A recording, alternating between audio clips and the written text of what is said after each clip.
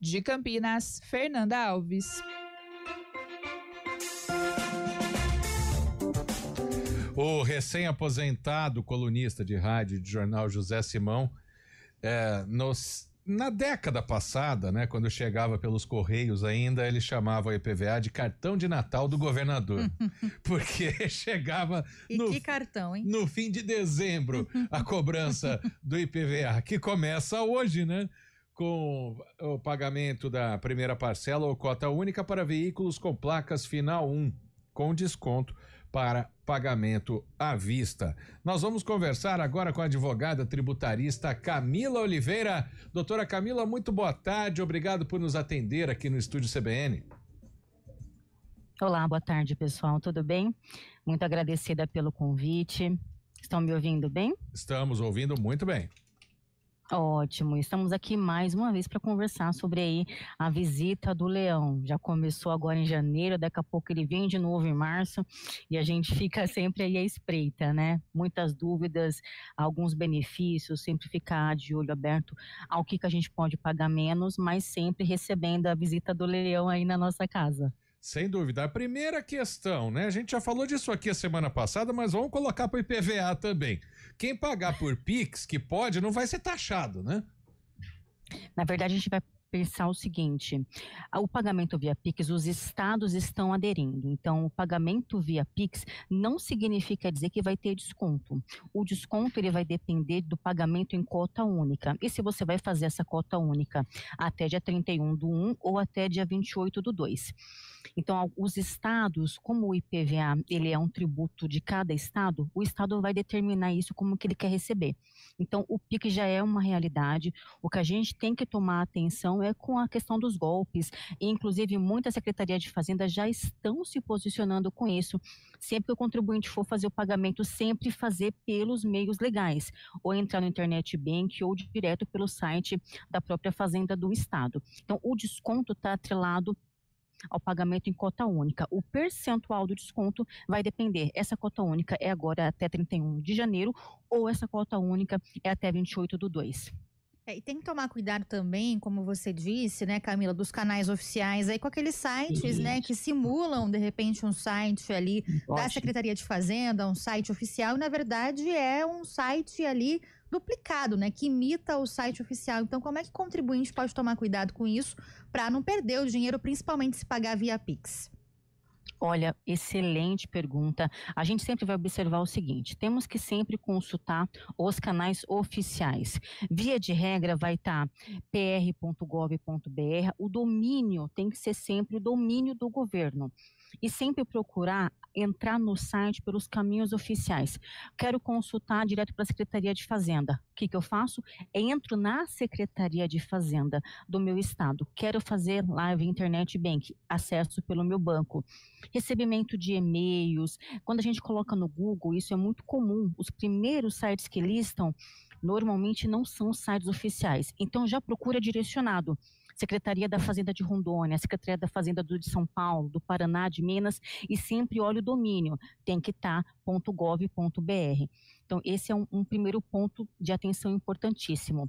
Entrar por canais oficiais e sempre olhar o domínio, ver se vai estar lá a sua UF, né, seja lá qual for, .gov.br, para você aí não sofrer nenhum tipo de golpe. E não aceitar SMS, WhatsApp, e-mail, clique aqui, esses links, não façam isso. Acessa você, o start vem de você, observando o domínio.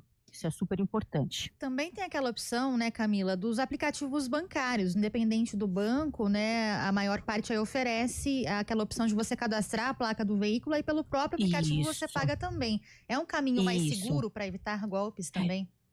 É um caminho seguro por Internet Bank. Você vai lá no seu banco, na sua plataforma digital, você cadastra o seu Renavan, já traz a documentação do seu carro, inclusive já faz uma lista completa. Se tiver multa, tiver pendência, também é um caminho oficial, que é via Internet Bank pelo seu banco ali de uso. Você cadastra o seu Renavan, ele já puxa para você todas as informações, também é seguro, né? Tanto o Internet Bank é seguro, quanto os domínios da Secretaria de Estado que você tem o seu veículo, né? Então, esse é um ponto super importante, porque a gente não pode piscar o olho que o pessoal está desenvolvendo novos golpes, né? Então, tem que ficar atento a sempre à origem da informação que a gente está buscando.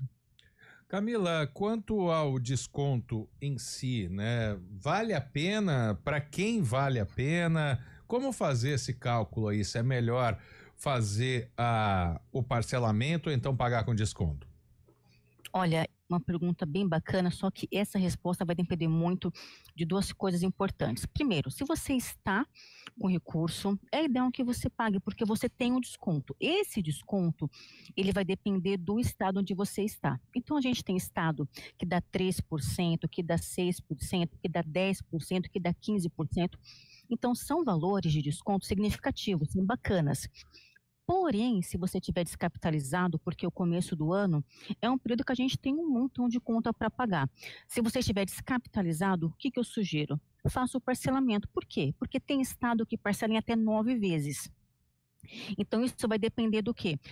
Poxa, não tô descapitalizado, tô ok de grana, faça o pagamento, porque você vai ter um desconto, você vai ter um abatimento importante, 10%, 15% é um valor importante. Professora, estou descapitalizado, faço o parcelamento, e aí aí depende do estado, tem estado que fornece até 9 parcelas para você fazer o pagamento.